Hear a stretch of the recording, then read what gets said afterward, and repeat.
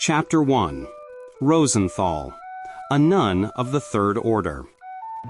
In the late Middle Ages, when the worldview of European society was rigidly structured by religious dogmas and the Church's influence extended to all aspects of life, the clergy served not only as the foundation of doctrine, but also as an instrument of control over public thought. Any deviation from established canons was interpreted as heresy and prosecuted. Fear of divine punishment and diabolical influence shaped the everyday perception of reality. Inexplicable phenomena, whether livestock diseases or natural anomalies, were systematically interpreted as manifestations of either God's will or demonic intervention. In this closed society, where the authority of spiritual figures was indisputable, and the role of women was strictly limited and often associated with temptation, the question of purity in thought and body was of paramount importance. It was under such conditions, within the isolation of monastic institutions, that the story of a nun known as Rosenthal was recorded. She belonged to the Third Order, whose members, though living outside the monastery walls, took vows and submitted to a rule that was often stricter than that of traditional recluses. However, Rosenthal, unlike many, chose a path of complete seclusion. According to surviving, albeit fragmentary records, she never left the confines of the monastery dedicated to the Virgin Mary, devoting her life to prayer and humility.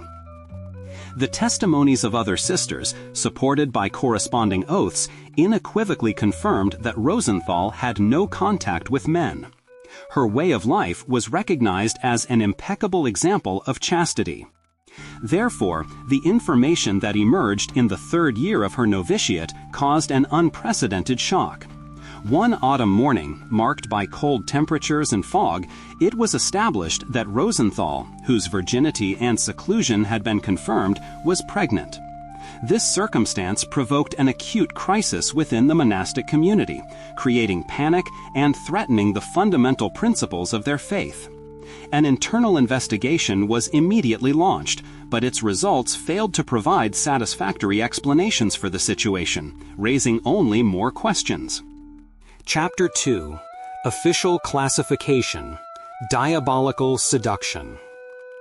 The news of a pregnancy within the monastery walls, in the absence of an explicable physical act, spread beyond the convent, causing alarm not only among the nuns, but also among the highest church hierarchs.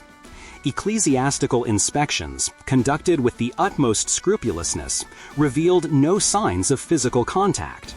Rosenthal's body was subjected to a detailed examination to find evidence that could explain her condition within the framework of ordinary sinful acts. The results of the examination yielded no confirmation. Her body was declared inviolate, consistent with the status of a virgin.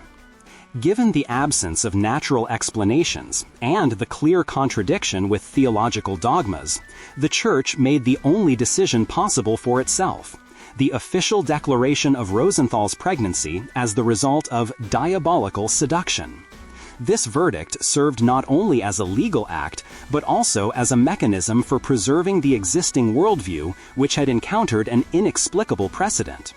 The Inquisition, already active throughout Europe, promptly began to investigate the case. For Rosenthal, any attempts at self-justification or explanation were perceived as heresy, sacrilege, and a manifestation of diabolical falsehood. Within this worldview, conception by a virgin could be interpreted only as an act of divine providence or the direct intervention of the enemy of mankind. The accusation was based solely on the fact of the pregnancy. The absence of witnesses or other evidence of sin was irrelevant. The very presence of a fetus in her womb was sufficient grounds for a verdict. This created a precedent that could potentially undermine the foundation of the dogma of the Immaculate Conception of the Virgin Mary, and consequently the entire ecclesiastical world order. Fears concerning such a precedent led to the extremely rigid stance of the judges, who sought a swift and exemplary condemnation. The inquisitors acted with methodical consistency, adhering to the demands of dogma. Chapter 3. the trial and execution of the sentence. The Inquisition's trial of the nun Rosenthal was exceedingly brief and allowed for no appeals. The accused was granted neither the right to a proper defense nor the opportunity for a final word. Her testimony, characterized by her emotional state and oaths of innocence, was interpreted as further evidence of diabolical deception. The atmosphere in the city that day was oppressive, which many took as a premonition of the inevitable. The verdict was delivered: execution by beheading. This was not only a form of punishment for heresy, but also a ritual act intended to cleanse the land of perceived defilement. The sentence was carried out in the town square, in the presence of a large number of townspeople, whose reactions ranged from horror to fanatical support. Rosenthal's severed head fell to the ground, and her blood soaked into the soil. However, the procedure did not end with the public execution. To the outside world, the case was officially closed.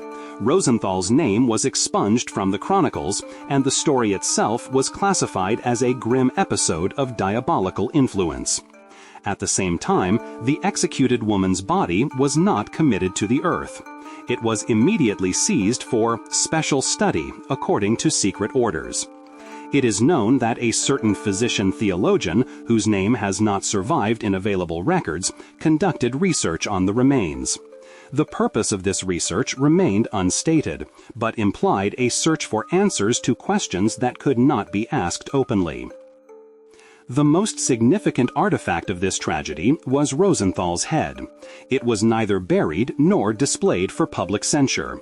Instead, according to classified protocols, it was placed in a hermetically sealed leaden vessel, which was sealed with unknown symbols.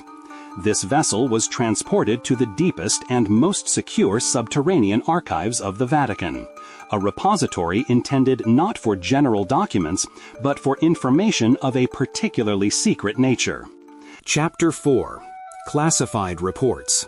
Behind the official historical chronicles, hidden beneath layers of time and archival seals, lay other documents containing alternative versions of the events.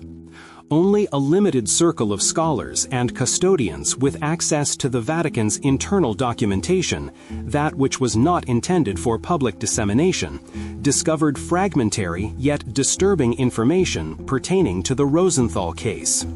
This data consisted not of rumors, but of reports compiled by the very physicians who had studied her remains.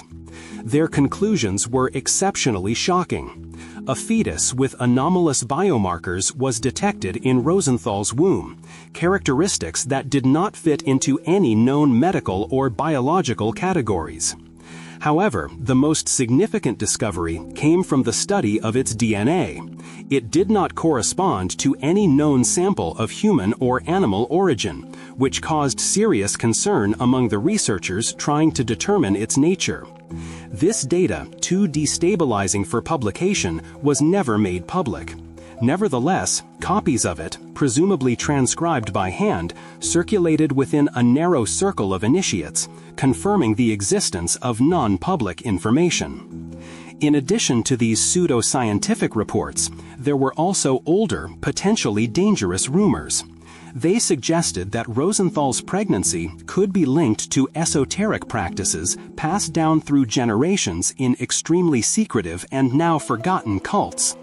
Certain dark, long-forbidden manuscripts, some of which were destroyed by the Inquisition, while others were hidden and considered lost, described rites of conception that did not require physical contact. These texts mentioned sacred breath, celestial meditation, and the harmony of sonic vibrations as potential factors capable of initiating new life. Of course, to the dogmatic world of the Church, this version represented the purest heresy and diabolical falsehood. However, too many indirect coincidences and inexplicable details in the Rosenthal case raised questions. A hypothesis emerged. Was the Church concealing not just an ordinary sin, but something far more fundamental, knowledge of the hidden capabilities of the human body and consciousness, capable of radically altering conceptions of creation itself? It was a secret bordering on blasphemy, and for this very reason, it was buried with such thoroughness. Chapter 5. Aftermath and Potential Threat. The story of the nun Rosenthal represents not just an isolated tragedy, but a potential structural fissure in the foundation of the religious worldview. The Vatican, recognizing the subversive potential of this information, sanctioned the destruction of nearly all documents related to her case. These actions were carried out with calculated efficiency, aimed at isolating and eliminating the threat. Only one artifact was preserved: the aforementioned leaden urn containing Rosenthal's head. It was presumed that her remains might contain biological traces of the unknown process, a potential key to understanding what had occurred.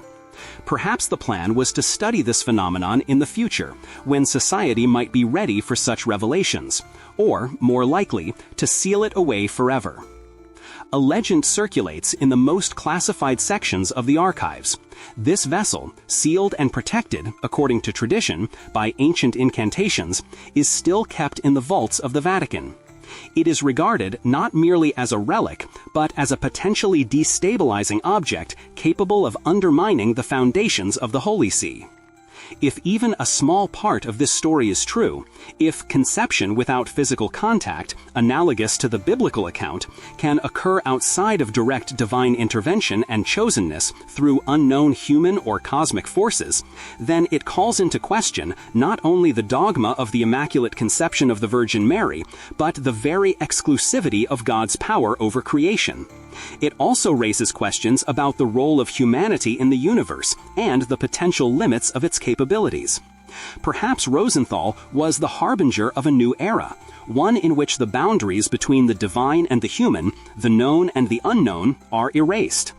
For this reason, the story of Rosenthal remains one of the most deeply classified aspects of the Vatican archives, more hidden than the intrigues of the Borgias or forgotten prophecies. It is not merely concealed, but completely sealed, so that it may never become public knowledge. Reading these lines, touching upon forbidden knowledge, inevitably begs the question: what else is hidden in those bottomless archives? And what other truths, capable of turning our understanding of the world on its head, are awaiting their time? Perhaps Rosenthal's head, enclosed in its leaden repository, continues to guard its secret, awaiting the day when its voice will be heard, and the truth, like a hidden spring, will burst forth and change the world forever.